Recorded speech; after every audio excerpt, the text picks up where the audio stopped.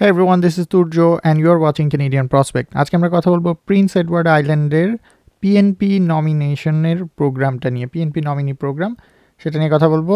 আজকের ভিডিওতে যে বিষয়গুলো কভার করব সেটা হচ্ছে প্রিন্স এডওয়ার্ড আইল্যান্ড সম্পর্কে প্রথমত একটা ধারণা, তারপর এই পিএনপি প্রোগ্রামটা কেমন, এখানে কি কি বিষয় আছে, কি ধরনের সুযোগ সুবিধা, এগুলো নিয়ে কথা বলবো। কার জন্য এই প্রোগ্রাম, অর্থাৎ আপনার এলিজিবিলিটি ক্রাইটেরিয়া কি হতে হবে এখানে অ্যাপ্লাই করার জন্য, পয়েন্ট সিস্টেমটা কেমন, এটার নিজস্ব একটা পয়েন্ট সিস্টেম আছে পুরো প্রোগ্রামটার, সেটা নিয়ে আলোচনা করব। এবং ফাইনালি হচ্ছে স্টেপ বাই স্টেপ একটা অ্যাপ্লিকেশন প্রসেসের মধ্যে দিয়ে আমি আপনাদেরকে নিয়ে যাব এবং দেখাবো যে প্রোগ্রামটাতে কিভাবে অ্যাপ্লাই করতে হয়।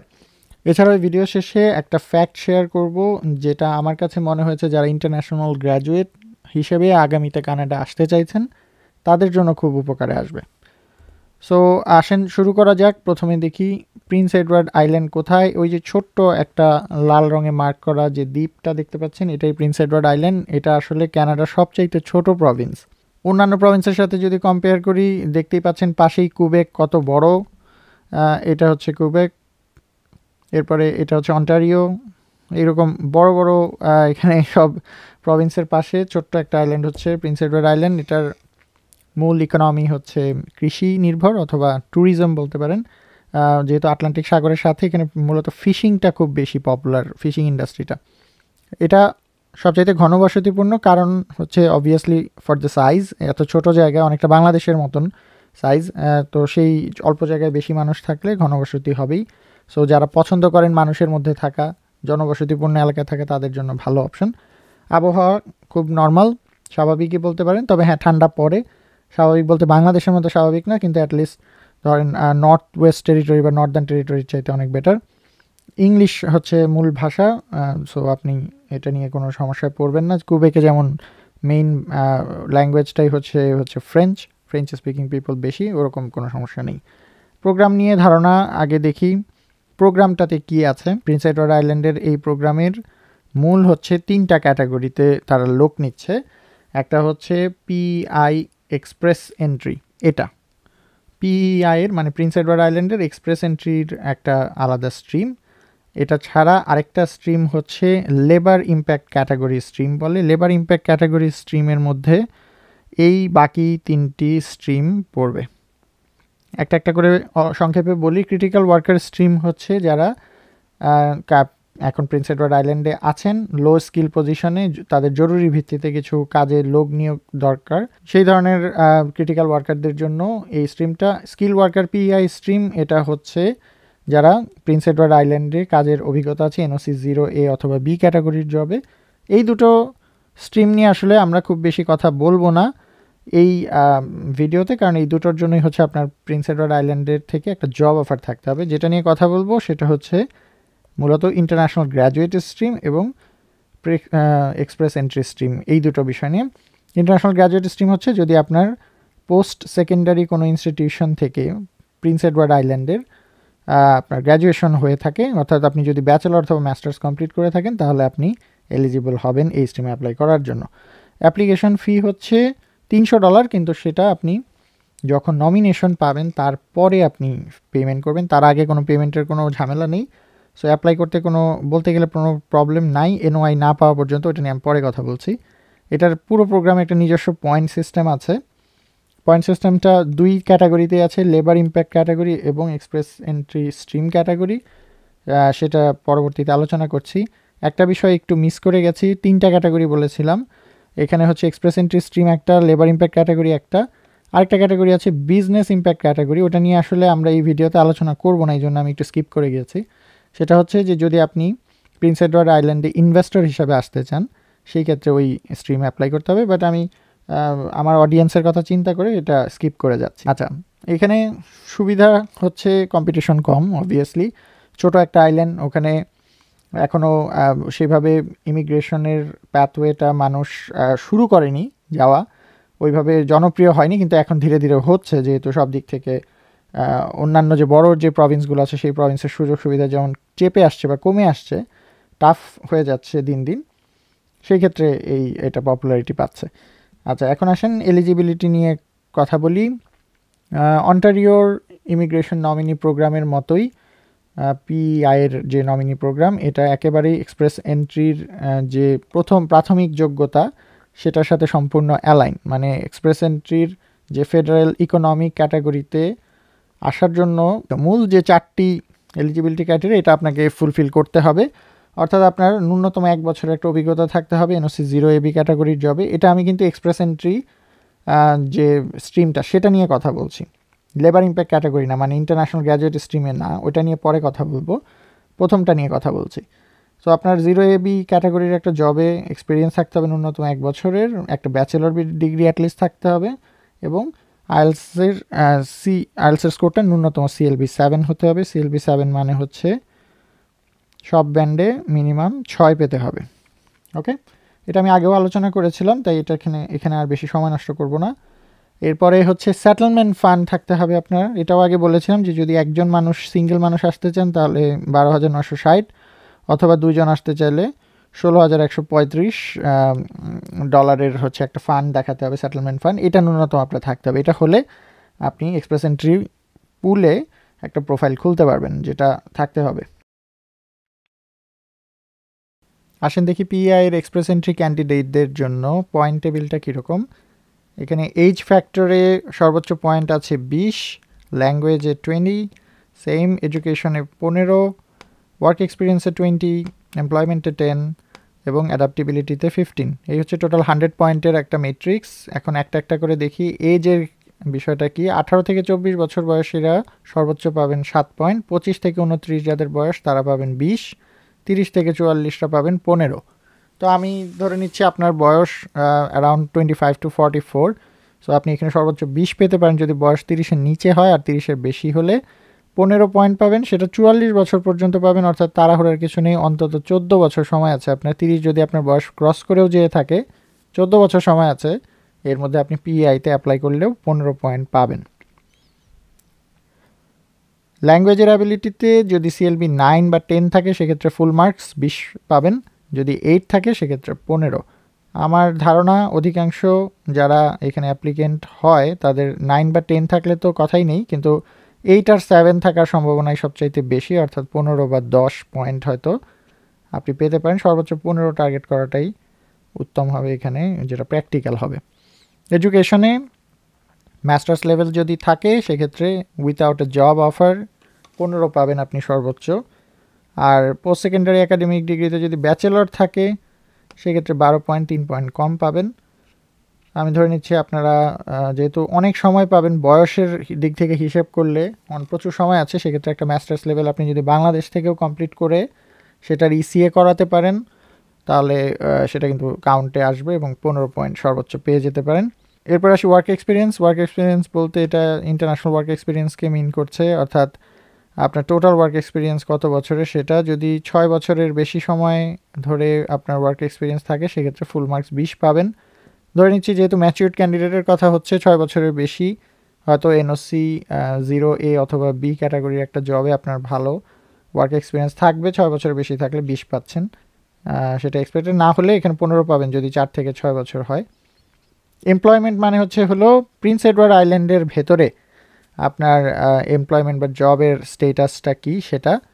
তো প্রথম দুটো সেকশনে এখানে কোনো পয়েন্ট নেই, কারণ আমরা দেখছি হচ্ছে express entry without a job offer ক্যাটাগরিটাকে, ওটাতে দেখছি উইথ জব অফার না। তো যদি আপনার ফরেন কোয়ালিফিকেশন ভ্যারিফাইড করতে পারেন প্রিন্স এডওয়ার্ড আইল্যান্ডের একটা রেগুলেটেড বডিকে দিয়ে, এটা কিন্তু বলা আছে এখানে, this is not an educational credential assessment, মানে ECA করালে হবে না, এটা হচ্ছে পিআই রেগুলেটেড বডিকে দিয়ে আপনার ফরেন কোয়ালিফিকেশন যদি ভেরিফাইড করেন সেক্ষেত্রে সেটার জন্য 5 পাবেন। ধরেন আপনার ব্যাচেলর ডিগ্রিটাকে আপনি ভেরিফাই করালেন।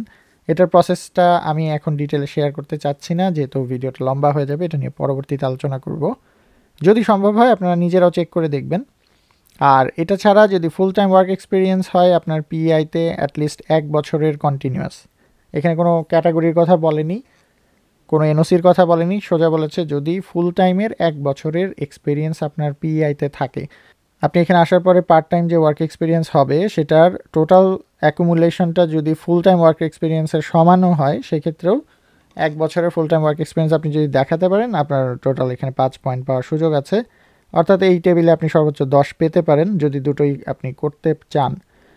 আর এরপরে হচ্ছে অ্যাডাপ্টেবিলিটি, মানে হচ্ছে প্রিন্স এডওয়ার্ড আইল্যান্ডের সাথে আপনার রিলেশনশিপের ব্যাপারগুলো কিভাবে জড়িত, অর্থাৎ কোনো ফ্যামিলি মেম্বার আপনার অলরেডি পিআইতে থাকেন কিনা, সেটা হলে এখানে আরও 5 পয়েন্ট পাবেন। আমি ধরে নিচ্ছি অধিকাংশ মানুষেরই হয়তো থাকবে না, তবে পরেরটা যেটা স্পাউস, কমন ল পার্টনার, এদের যদি সিএলবি 6 মিনিমাম একটা ইংলিশের স্কোর থাকে, অর্থাৎ আইএলসের স্কোরটা যদি মিনিমাম সিএলবি 6 হয়, সেক্ষেত্রে express entry without job offer স্ট্রিমে আপনি আরও 5 পয়েন্ট পেতে পারেন।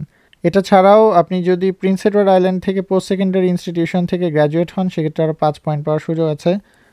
আর স্পাউস বা কমন ল পার্টনারের যদি 3 বছরের ওয়ার্ক এক্সপিরিয়েন্স থাকে, ইন্টারন্যাশনাল ওয়ার্ক এক্সপিরিয়েন্স, সেক্ষেত্রে আরও 5 পয়েন্ট পাওয়ার সুযোগ আছে।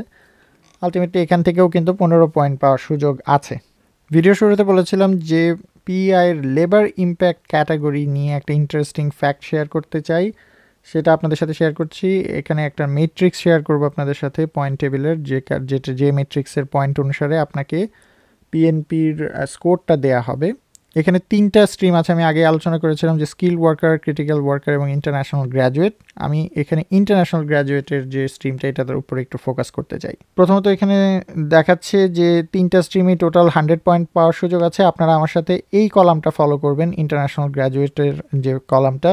এখানে এজ ফ্যাক্টরে 25 পাওয়ার সুযোগ আছে, 35 হচ্ছে এডুকেশনে, 20 পাওয়ার সুযোগ আছে এমপ্লয়মেন্টে, এবং অ্যাডাপ্টেবিলিটিতে আরও 20। That's the highest mark you can get from each section. এখন একটা একটা করে দেখি। আগেরবারের মতন এজ ফ্যাক্টরে আগেরবারের মতোই বলা হয়েছে 25 থেকে 44 বছর বয়সীরা পাবে 25 পয়েন্টস। এর আগে কিন্তু ছিল হলো 30-এর আগে যাদের বয়স তারা পাবে হাইয়েস্ট পয়েন্ট, 30-এর পর থেকে 44 পর্যন্ত ছিল 15, মানে 5 পয়েন্ট কমে গিয়েছিল। এই ক্ষেত্রে কিন্তু স্টুডেন্ট ইন্টারন্যাশনাল গ্র্যাজুয়েট স্ট্রিমের ক্ষেত্রে কিন্তু 25 to 44। আপনার অনেক সময় আছে এখানে এসে একটা গ্র্যাজুয়েশন করার। সো বুঝতেই পারছেন বয়স কোনো ফ্যাক্টর না। 44 বছর বয়স পর্যন্ত আপনার 25 পয়েন্ট পাওয়ার সুযোগ আছে এখানে। এরপরে আসেন ল্যাঙ্গুয়েজে। গুড নিউজ হচ্ছে ইন্টারন্যাশনাল গ্র্যাজুয়েটদেরকে নতুন করে ল্যাঙ্গুয়েজের অ্যাবিলিটির প্রমাণটা আর দিতে হবে না, অর্থাৎ নতুন করে আর আইএলস দিয়ে আপনাকে স্কোর তুলতে হবে না। গ্র্যাজুয়েশনের জন্য আইএলসের জিটি, যেটা মানে জেনারেল ট্রেনিং, সেটা দেওয়ার প্রয়োজন নেই। এই জন্য এই কলামটা গ্রে করে রাখা হয়েছে। এটা অনেকের জন্য একটা গুড নিউজ, যেহেতু আপনি অলরেডি স্টুডেন্ট হিসেবে এখানে পড়ালেখা করেছেন, তাই তাদের এই রিকোয়ারমেন্টটা এই স্ট্রিমের জন্য অন্তত নেই, অন্য স্ট্রিমের জন্য আছে। এরপর আসি এডুকেশনে। সবচেয়ে বড় গুড নিউজ এখানেই, মাস্টার্স লেভেলের যদি আপনার একটা ডিগ্রি কমপ্লিট করা হয় প্রিন্স এডওয়ার্ড আইল্যান্ড থেকে, এখানে আপনি টোটাল 35 মার্কস পেতে পারেন, উইচ ইজ আ লট। এই টেবিলের সবচাইতে হাইয়েস্ট পয়েন্ট। আমি ধরে নিচ্ছি আপনারা যদি এটা কমপ্লিট করতে পারেন, এই পয়েন্টটা পেয়ে যাবেন। এরপরে হচ্ছে ওয়ার্ক এক্সপিরিয়েন্স। আপনার এখানেও একটা গুড নিউজ, ইন্টারন্যাশনাল গ্র্যাজুয়েটদেরকে এখানে কোনো ওয়ার্ক এক্সপিরিয়েন্স দেখাতে হচ্ছে না। আপনার বাংলাদেশে যদি কোনো ওয়ার্ক এক্সপিরিয়েন্স নাও থাকে, ব্যাচেলরের পরে যদি সরাসরি এখানে পড়তে চলে আসেন, মাস্টার্স ডিগ্রি কমপ্লিট করেন, তারপরেও আপনি ফুল মার্কস পাচ্ছেন, কোথাও কোনো মার্কস কমে যাচ্ছে না। এরপরে হচ্ছে প্রিন্স এডওয়ার্ড আইল্যান্ডের এমপ্লয়মেন্টের মেট্রিক্স। এটা আগেরবারের মতোই, যে আপনি এখানে কোনো পার্মানেন্ট পজিশনে ভ্যালিড ওয়ার্ক পারমিট নিয়ে কাজ করছেন কিনা। পোস্ট গ্র্যাজুয়েট ওয়ার্ক পারমিট পেয়ে গেলে আমি ধরে নিচ্ছি এখানে আপনি 5 পয়েন্ট পাবেন। পিআই থেকে জব অফার আছে কিনা, আপনার যে ফিল্ডে পড়ালেখা সেই ফিল্ডেই যদি আপনার কোনো জব অফার থাকে তাহলে আরও 10 পয়েন্ট পাবেন। আর যদি ফুল টাইম 1 বছর কাজ করেন পিআইতে, সেক্ষেত্রে আরও 5 পয়েন্ট, মানে টোটাল কিন্তু আপনি 20 পয়েন্টই পাচ্ছেন। সর্বোচ্চ পয়েন্ট এখানে যেটা, সেটা পাওয়া সম্ভব। অ্যাডাপ্টেবিলিটি চার্টটা আগের মতোই, অর্থাৎ স্পাউস বা কমন ল পার্টনারের যদি মিনিমাম সিএলবি 6 স্কোর থাকে তাহলে 5 পয়েন্ট পাবেন। আর এখানে গ্র্যাজুয়েট হয়েছেন আপনি পিআই থেকে, একটা রেকগনাইজড ইনস্টিটিউট থেকে। আমি ধরে নিচ্ছি আপনার ইনস্টিটিউটটা রেকগনাইজড একটা পিআই পোস্ট সেকেন্ডারি ইনস্টিটিউট হবে, তো এখানে 5 মার্ক পাওয়ার সুযোগ আছে। এছাড়া স্পাউস বা কমন ল পার্টনারের যদি অ্যাটলিস্ট 3 বছরের ওয়ার্ক এক্সপিরিয়েন্স থাকে বিগত 5 বছরে, সেক্ষেত্রে আরও 5 পয়েন্ট পাবেন। অর্থাৎ এখানে 20-এর মধ্যে আপনি আরও 15 পাওয়ার সুযোগ আছে। তাহলে আমি যদি একটু ব্যাক ক্যালকুলেট করে দেখি, এখানে আমরা 20-এ পেলাম 15, এর আগের টেবিলে হচ্ছে 20-এ পেয়েছিলাম 20, তার আগে এডুকেশনে পেয়েছিলাম টোটাল 35, এবং এইচ ফ্যাক্টরেও টোটাল সর্বোচ্চ পেয়েছিলাম 25।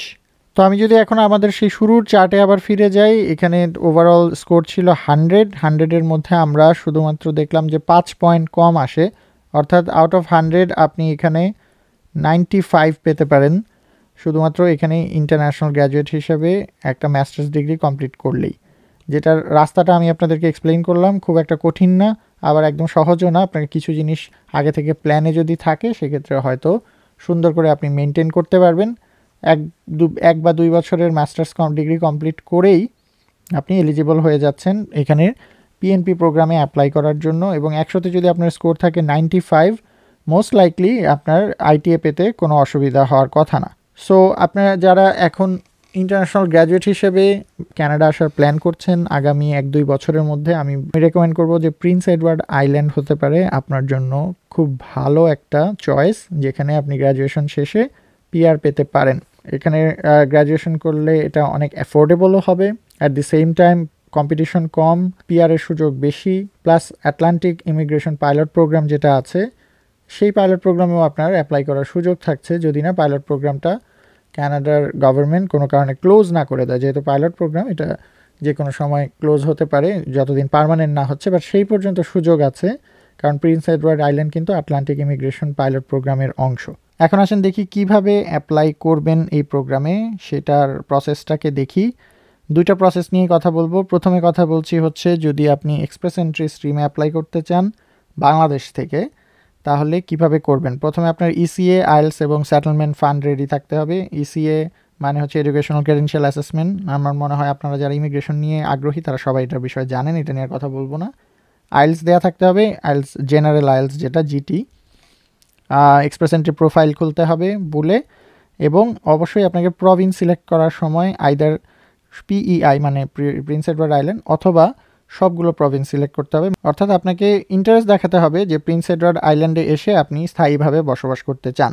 আচ্ছা, এরপরে হচ্ছে ইন্টারন্যাশনাল গ্র্যাজুয়েট স্ট্রিমে আপনি কীভাবে অ্যাপ্লাই করবেন প্রিন্স এডওয়ার্ড আইল্যান্ডে থাকা অবস্থায়, মানে যতদিন আপনি গ্র্যাজুয়েশন করে ফেলেছেন তখন কিভাবে করবেন। প্রথমত হচ্ছে পড়ালেখা করার সময় যত বেশি সম্ভব পার্ট টাইম জব করে আপনি ওখানে প্রিন্স এডওয়ার্ড আইল্যান্ডের ওয়ার্ক এক্সপিরিয়েন্স গ্যাদার করার চেষ্টা করবেন। তারপরে হচ্ছে আপনার গ্র্যাজুয়েশন কমপ্লিট করবেন। এরপরে you will try to find a full time job, যেটা আগে আমি পয়েন্ট টেবিলের কথা বলার সময় যেটা বললাম যে এগুলো সব কিছুতেই পয়েন্ট আছে। একটা রিলেভেন্ট ফিল্ডে ফুল টাইম জব খুঁজে বের করার চেষ্টা করবেন।